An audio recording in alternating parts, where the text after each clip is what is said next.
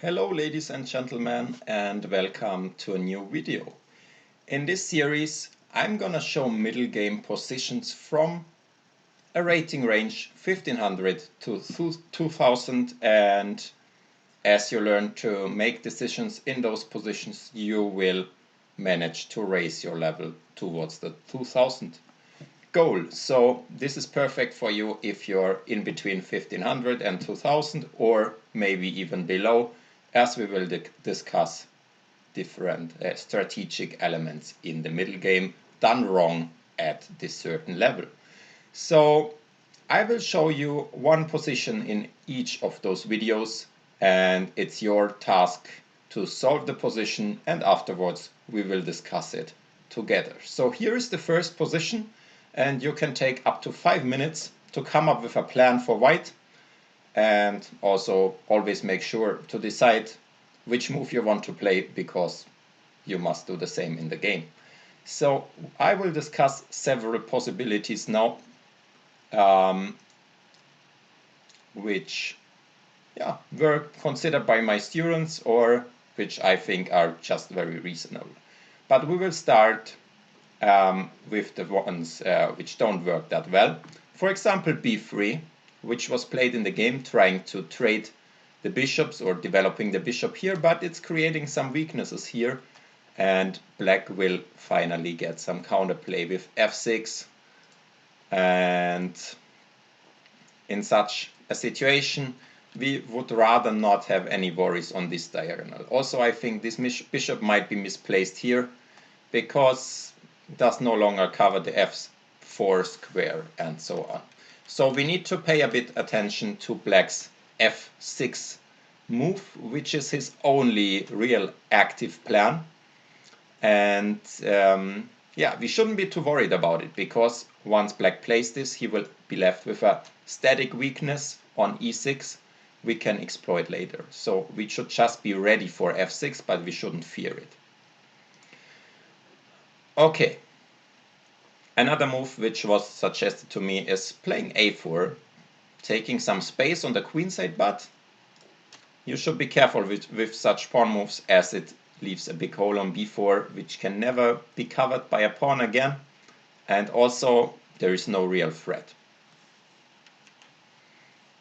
Of course, you can play knight c3, which we will see later is quite a decent move, but that's not yet a plan. So when we trying to figure out what our plan could be, we should always ask a question: is there any problem in our opponent's position? And if you have not thought about it yet, try to think about black's position. What is he worried about? Are there any problems? So first there is this bishop, which looks like in the French defense, not very active, very hard to activate, which is just a bad piece. For the moment it will take a long time. Is there any other problem? Yes. We have this far advanced e-pawn, and thus we have quite a big space advantage on the king side.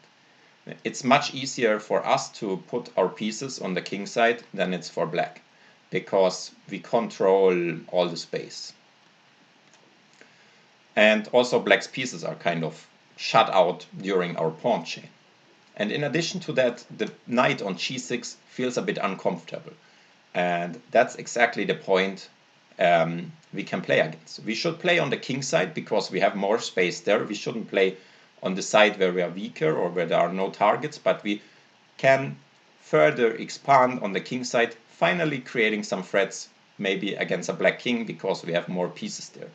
A very good move to start with is g3, planning h4, which already makes this knight kind of uncomfortable. When h5 is threatened, the knight doesn't want to go to the corner, so black really needs to act carefully. So after this g3, let's say if black just develops, we play h4, and already now it's a big question what to do.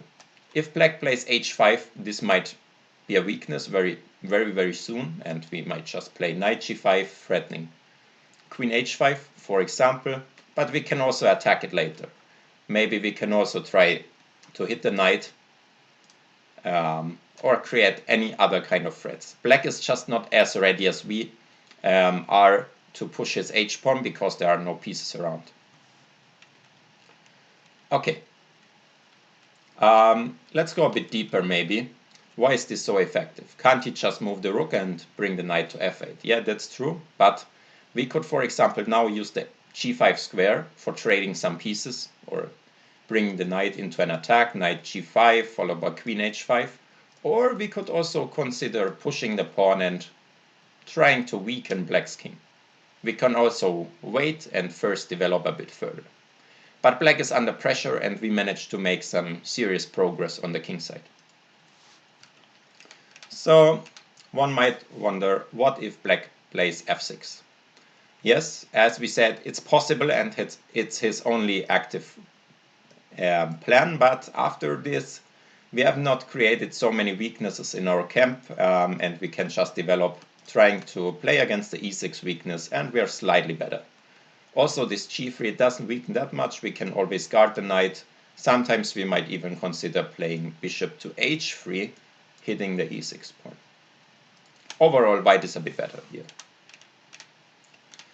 Okay, let's have a look at the second solution, knight c3, which I think is almost equally good, and then intending the same. The only real difference is, okay, knight c3 might work a bit better against f6 because maybe we can leave out the g3 move.